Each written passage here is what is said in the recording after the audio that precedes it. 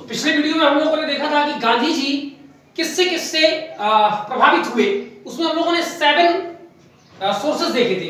8वें number पे Gandhi ji Tamil text Thirukkural से काफी प्रभावित थे। और तिरुकुरल क्या है हम लोगों ने हिस्ट्री में पढ़ लिया, ठीक है।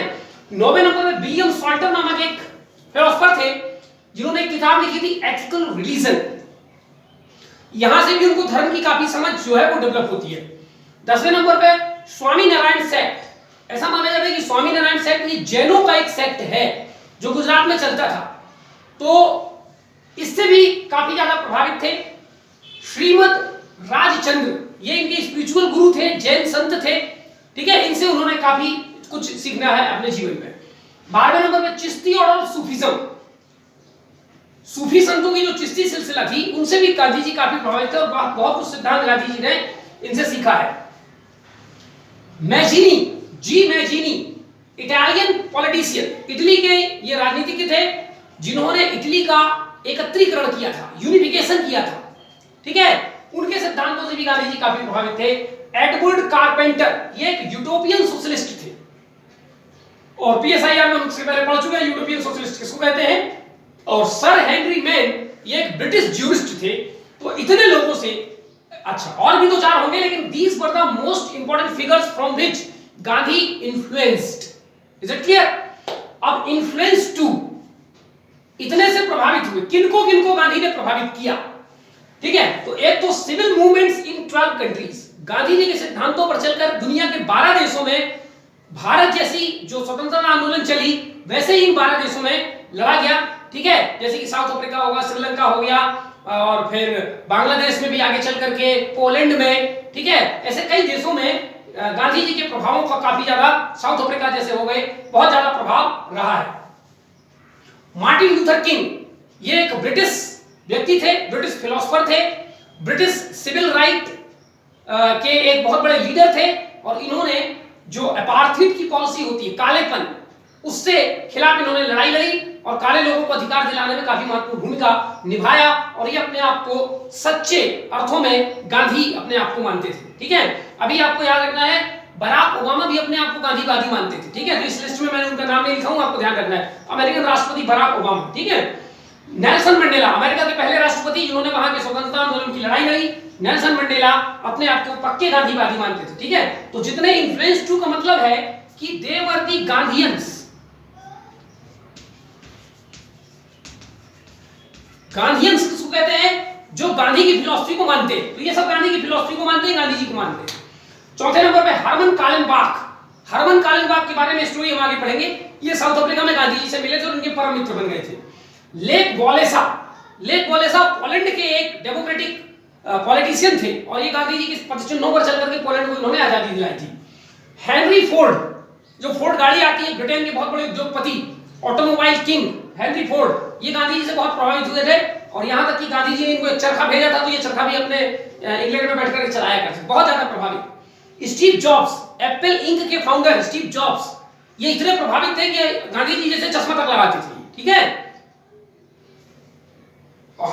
होरास अलेक्जेंडर ये ब्रिटिश उद्योगपति थे। सैयद अब्दुल मकसूद ये बांग्लादेश के निवासी, ठीक है। मैनी इंडियंस, भारत में अनेक भारतीय गांधी जी से प्रभावित थे जो उस समय उनके साथ गांधी जी के साथ मिलकर के काम किया, जैसे खान अब्दुल गफ्फार खान, ठीक है।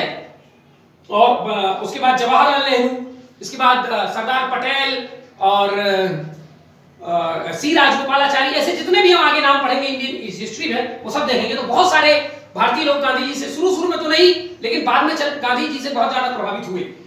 इसके बाद दलाई लामा, तिब्बतन धर्मगुरु जो हैं दलाई लामा, वो भी गांधी जी को तो बिल्कुल अपना बहुत परम आदर्श मानते थे दलाई लामा, बहुत ज्यादा, ठीक है। आंग सान सूकी, और आंग सान सूकी जो है म्यांमार की नेता जिनको भी पदस्थ करके वहां पर मिलिट्री शासन स्थापित किया गया है। और भी इनमें कई नाम आ जाएंगे, ठीक है। जैसे एक नाम मैं भूल गया हूं, बराक ओबामा, ठीक है। तो ऐसे कई नाम आपके यहाँ पर आज छूट गए हैं जो आप यहाँ पर शामिल करेंगे।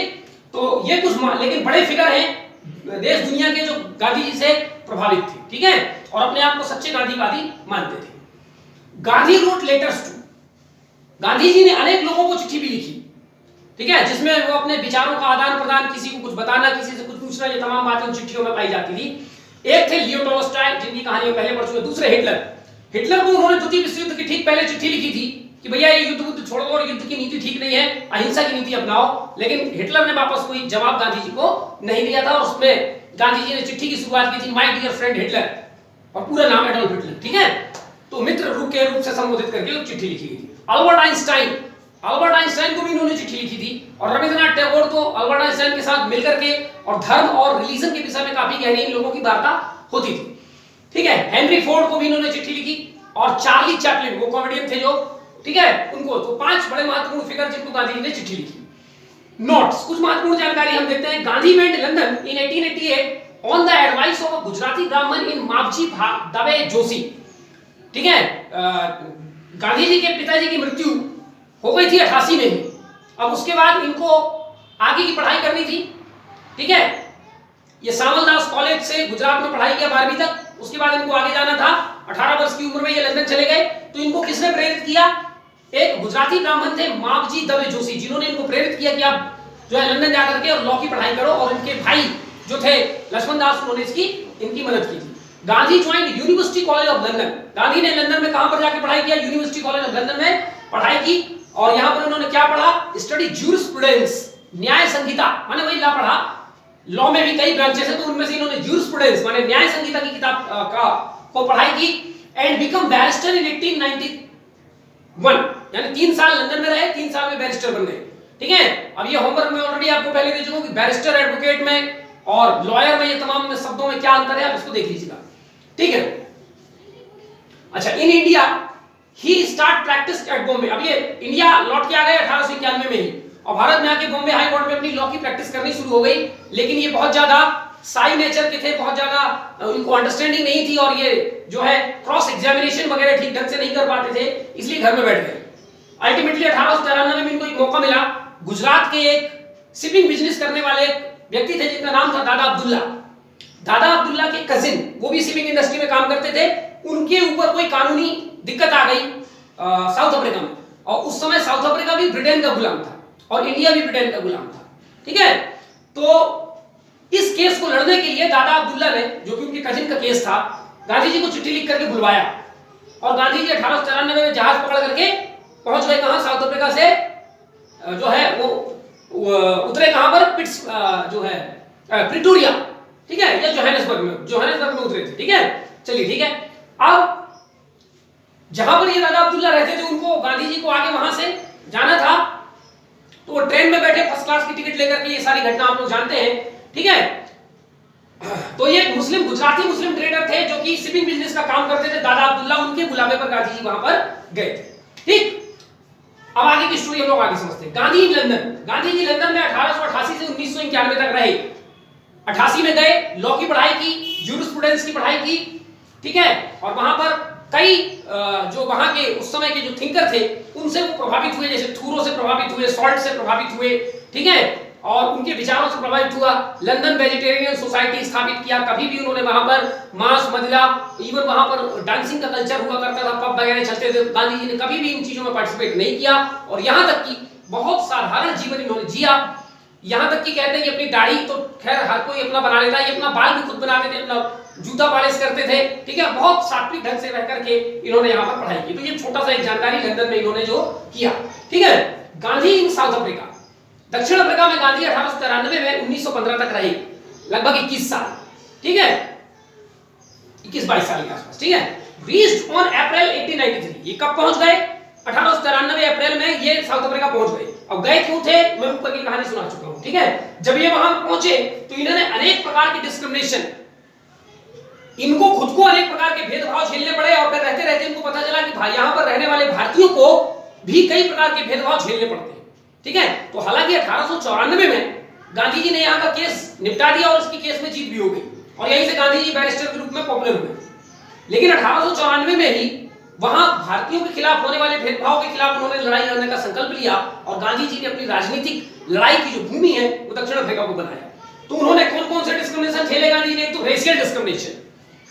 अब यहां से कहानी शुरू होती है कि जब ये अपने ट्रेन में बैठ करके शायद जोहानिसबर्ग से प्रिटोरिया जा रहे थे, तो इनके पास फर्स्ट क्लास की टिकट थी, और उस समय वहां पर गोरे लोगों को ही फर्स्ट क्लास में बैठने की इजाजत थी, ठीक है। चीनी लोग, भारतीय लोग और जो वहां के ओरिजिनल काले लोग थे, उनको वहां पर ट्रेन में बैठने की फर्स्ट क्लास में इजाजत नहीं थी।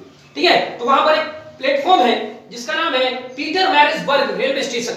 इस रेलवे स्टेशन में गांधी जी को धक्का मार करके नीचे उतार दिया गया था, ठीक है। ये रेलवे स्टेशन का नाम याद रखना। वर्तमान में इस रेलवे स्टेशन का नाम MK गांधी रेलवे स्टेशन कर दिया गया है, ठीक है। तो यहां से इनको धक्का मार के उतार दिया। गांधी जी ने सोचा बेचारा कि ये सब मेरे साथ क्या हो रहा है, और जब मुझ जैसे पढ़े लिखे बैरिस्टर के साथ ऐसा हो सकता है, तो आम आदमी जो भारतीय यहाँ पर रह रहे हैं उनके साथ क्या गुजर रही होगी। और आगे चल करके गांधी जी यहाँ पर भारतीयों के हित में उनको राइट्स दिलाने के लिए उन्होंने पॉलिटिकल लड़ाई, यहाँ पर लड़ाई शुरू कर दी, ठीक है। इसके अलावा एब्यूज, गाली गलौज, बड़े कैंसर, येलो पीपल, डॉग, ठीक है, ऐसे बहुत घटिया घटिया नामों से वहां के हिंदुस्तानी लोगों को बुलाया जाता था। तो तरह तरह से एब्यूज की इवन थूक दिया जाता था फेस पर, ये दिखाने के लिए कि we are superior, you are inferior, ठीक है।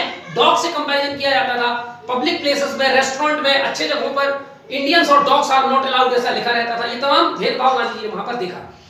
पब्लिक फुटपाथ, जो सार्वजनिक फुटपाथ होती थी उसमें केवल अंग्रेज चल सकते थे और जो है बाकी लोग नहीं चल पाते। एक बार गांधी जी पब्लिक फुटपाथ पर चल रहे थे तो एक पुलिस वाले ने बिना कोई सूचना दिए आकर के पीछे से लात मार दिया, ठीक है।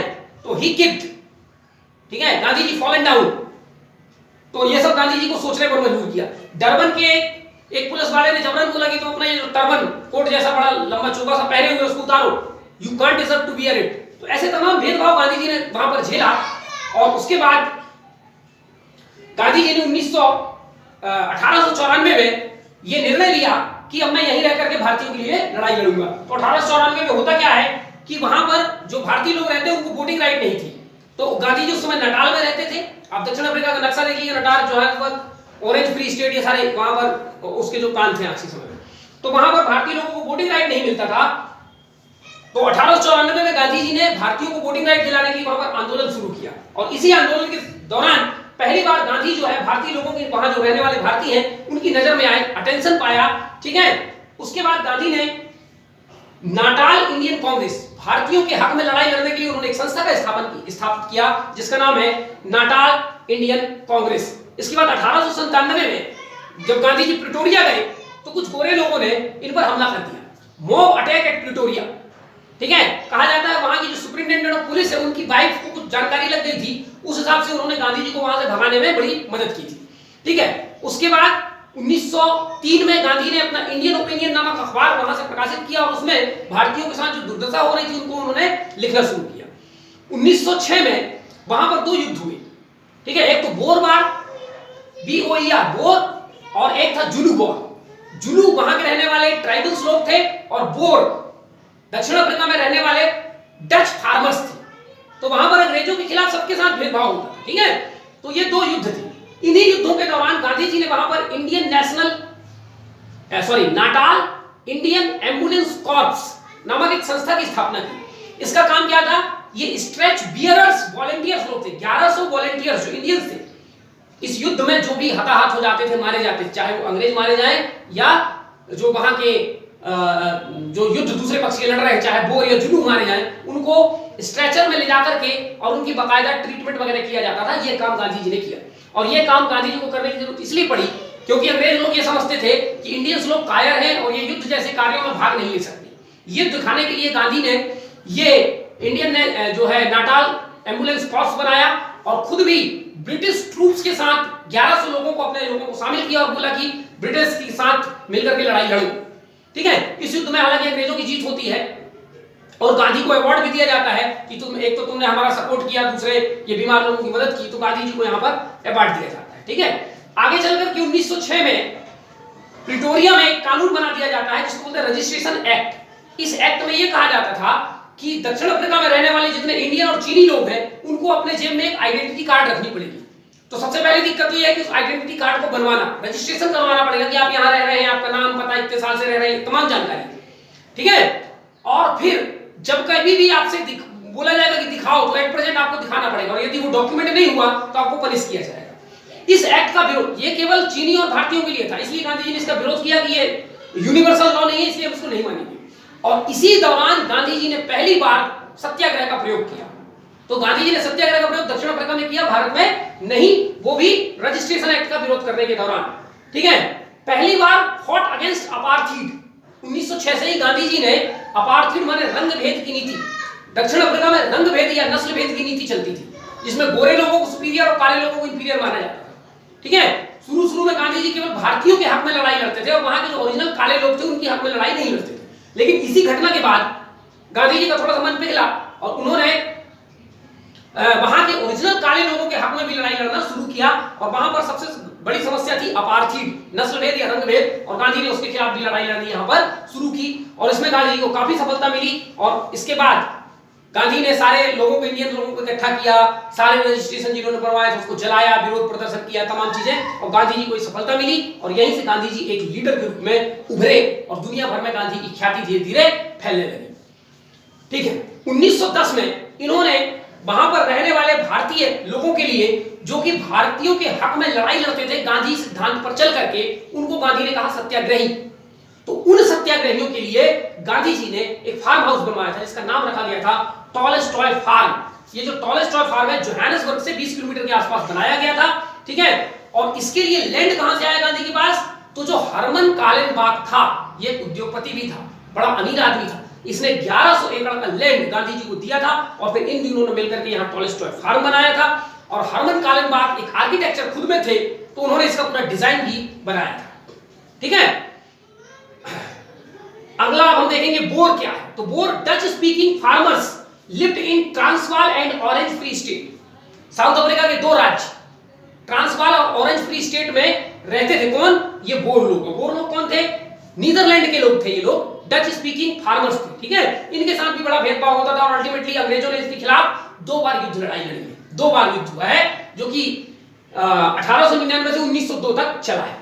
ठीक है, तो ये युद्ध किसके किसके बीच में हुआ था? बोर जो लोग थे वहां के, और south Africa government of British, Britain में जो दक्षिण अफ्रीका की गवर्नमेंट थी उनके। हरमन कालेनबाग कौन थे? ये जर्मन ज्यूस आर्किटेक्ट, जर्मनी के थे, यहूदी थे, और हिटलर के कारण कई लोग वहां से भाग गए थे, पहले ही मैं बता चुका हूं आपको। ठीक है, और ये आर्किटेक्चर थे और उद्योगपति भी थे। ठीक, बड़े अमीर आदमी थे।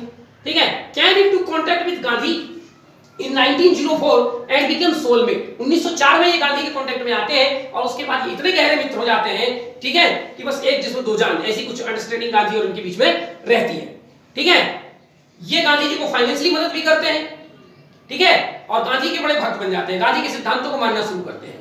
ठीक, इन्हीं के प्रभाव में आकर गांधी जी टॉलस्टॉय को पढ़ना शुरू करते हैं। ठीक है, तो इन दोनों में बड़ी गहरी मित्रता थी और गांधी जी जो है कालेनबाग को लोअर हाउस और कालेनबाग गांधी जी को अपर हाउस कहते थे। ठीक है, उस समय ब्रिटेन के संसद में 2 हाउस होते थे, आज भी है।